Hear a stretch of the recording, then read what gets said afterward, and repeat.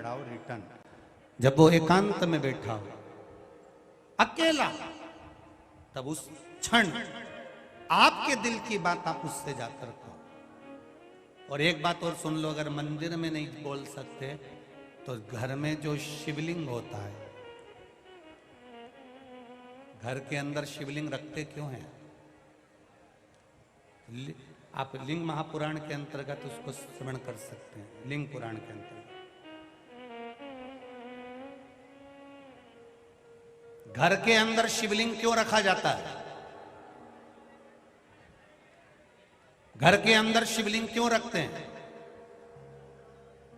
और कितनी सुंदर बात हमारी शिव महापुराण की कथा कहती है, लिंग पुराण की कथा कहती है, स्कंद पुराण की कथा कहती है, कूर्म पुराण कहती है, पद्म पुराण कहती है और ब्रह्म विवर्त पुराण कहती है।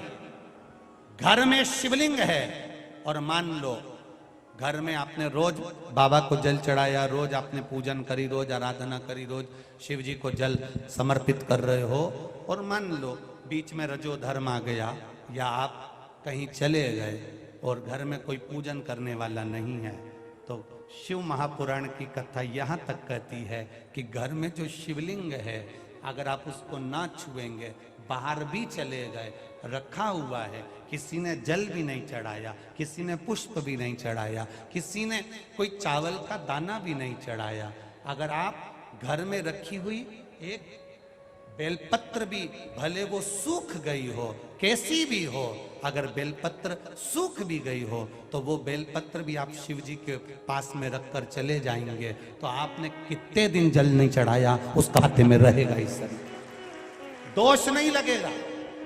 एक बेलपत्र में वो फल होता है, एक बेलपत्र में वो बल होता है कि गंगा के जल के बराबर, सरयू के जल के बराबर, कावेरी छिपरा नर्मदा के जल के बराबर बेलपत्री मात्र शिव के करीब में रखी रहती है, तो वो जल के बराबर ही रखी रहती है कि रोज आप जल चढ़ा रहे हैं शिव जी।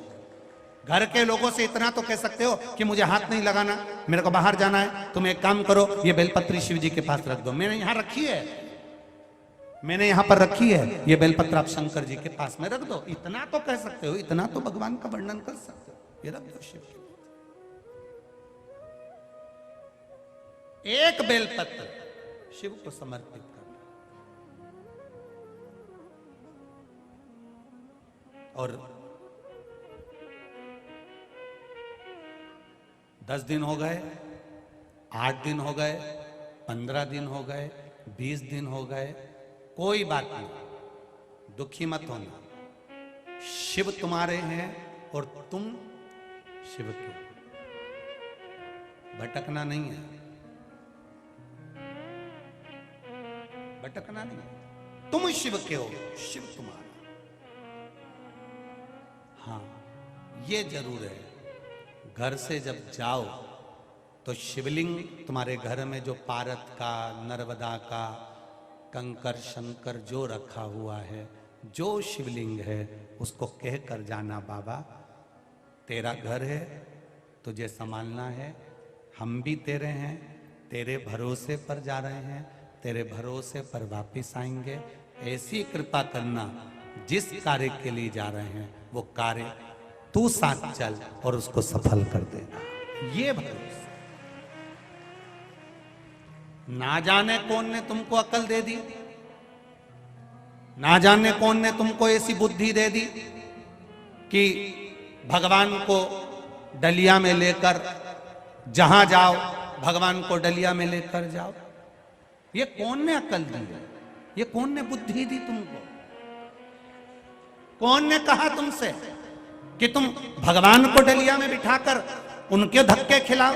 ना जाने कौन नारी कैसी, ना जाने कौन पुरुष के साथ तुम्हारे हाथ झूठे हो रहे हैं, पात्र झूठे हो रहे हैं, ये अकल दी कौन ने तुमको कि इनको साथ में ले लेकर घूमो? ना, वो घर का सेठ है, घर का मालिक है, तुम कहीं पर भी जाओ संभालना उसकी जवाबदारी है।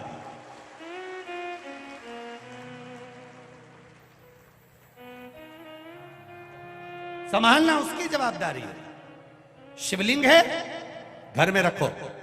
आप अगर घर से बाहर जा रहे हो, कहीं जा भी रहे हो तो तुम्हारे घर में लड्डू गोपाल हैं, ठाकुर जी हैं, विराज रहे, उनके लिए एक डब्बी में मिश्री रख कर आओ। जैसे तुम कहीं जाती हो तो बच्चों के लिए कुछ रख कर आती हो, यहाँ आई हो तो रोटी बनाकर आई हो, पति के लिए टिफिन लगा कर आई हो, बच्चों का टिफिन लगा कर आई हो, कोई बच्चा वापिस आएगा स्कूल से तो क्या खाएगा उसके लिए डब्बे में रख के आई हो, तो उसी तरह घर के ठाकुर जी के लिए रख कर जाओ। मिश्री डब्बी में भर कर रखो, सामग्री रखो, थोड़ा झारी जी भर दो, जल भर दो, जल रख दो उनके पास में कि मैं लेट हो जाऊं तो तुम पाले। विश्वास जगाना है, ढोंग नहीं, प्रपंच नहीं, छल नहीं, दिल से भाव जागृत करिए। हमारे भीतर से भाव जागृत होगा तो भगवान मिलेगा, तो भगवान मिलेगा। 24 घंटे